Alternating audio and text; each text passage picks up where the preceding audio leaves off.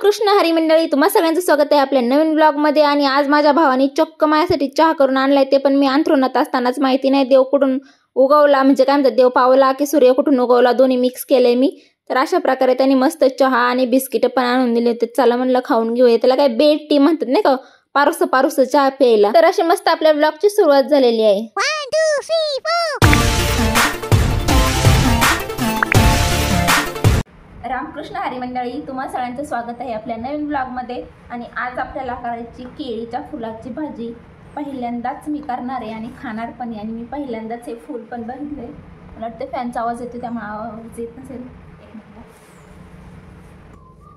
आईने 4-5 दिवस झाले फुल आणून ठेवले, माहित नाही कुठून आणले, तिला कुठं सापडले, पण ती म्हणते की कर भाजी। आज मी रेसिपी बघितली, बापरे इतकी अवघड रेसिपी की काय बोलायला नको। बट त्याचे पहिले फायदे आपण बघूया म्हटलं, कारण खरंच काही फायदा आहे का, खाऊन तरच खाण्याचं फेकून द्यायचे तर आहेत बाबा फायदे।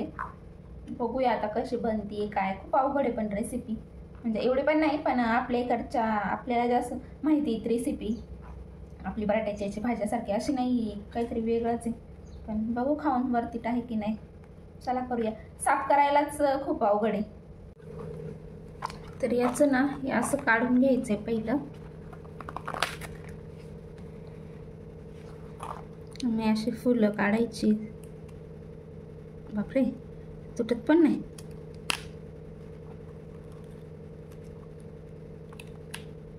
कट काढायची, हे आणि हे 2 पार्ट काढून टाकायचे। करायला नको म्हणजे मी करणारच आहे ना, तुला मदत तर करू लाग मला। टोन घ्या ओके, हा काळा भाग आणि बाकीचं घ्यायचं खायचं। ओके मला दाखवतो पुढल्या ब्लॉग मध्ये मी नाही दिसलो तर समजून जा माझ्या सौदीने काहीतरी घात केला। कोणीतरी कंप्लेंट करा माझ्यासाठी। एक केळीचं फुल खाल्ल्याने काही मारणार नाही ना, आलाय का मिसिंग कंप्लेंट करा। आपली फुलं साचल्यात आणि हे एवढं शेवटचं राहिलंय, तर हे पण घेतात। आणि बघायची फार वाट लागली, तर आता बघू याची पुढची प्रोसेस।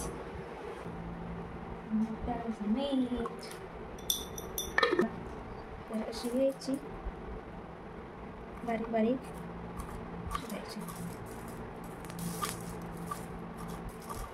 चाकू एकदम काळा झाला आपला, पहिला चाकू धुवून घ्यायला पाहिजे होता। असं पाण्यात टाकायचं। त्या केळीच्या फुलांनी जी काय खाली फरशी काळी केली होती, तिची अशी वाट लागली होती ना, ती पण स्वच्छ पुसून घ्यायची। हे खोबरं लसूणचं वाटून घेतलेले। त्यानंतर हा कांदा कोथिंबीर आपल्याला पाहिजे। आता लगेच भाजी करायची नाही बरं का, आता तर भाजी परत धुवून घ्यायची। 50 वेळा तर भाजी धुवायलाच लागायचं बाबा, काळं पाणी निघसतं बरं का, काहीतरी धुवून घ्यायची।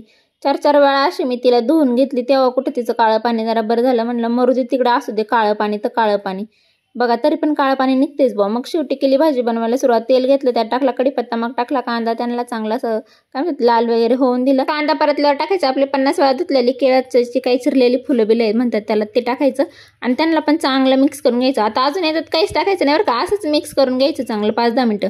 मग त्यानंतर टाकायचा मसाला। मसाल्यात काय भाजीला जेव्हा आपण वापरतो तोच धना पावडर, मिरची पावडर वगैरे वगैरे तसलंच काहीतरी टाकलं। परत 10 मिनिटं शिजवून द्यायचं बरं का।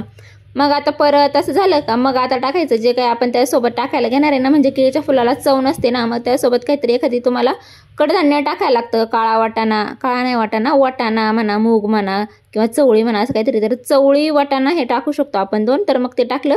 त्यानंतर रश्शाला त्यानंतर वाटण पण आताच टाकायचं, पण रश्शाची नसते भाजी, सुक्कीच असते। मग माहित नाही काय, म्हणजे तुमच्या मनाने टाकायचं बघ, ते शिजलं पाहिजे असं। आणि वाटण बिटण जे काय खोबरं वाटलं होतं ते पण अशा टायमाला टाकायचं।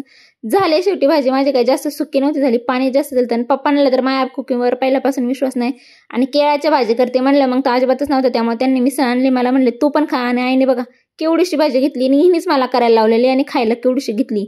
मग काय आता मीच म्हणलं चला एवढी केली अवसानाने तर खाऊन तरी बघूया, म्हणून बचकभर घेतली ताटात। नाग बाई ना तुरट ना आंबट ना खराट, सगळ्याच मिक्स लागत होत्या। तिखट मोकर लागत होती, म्हणजे एक्सप्रेशन वरून तुम्हाला समजलं असेल तशी खतरनाक भाजी होती बा।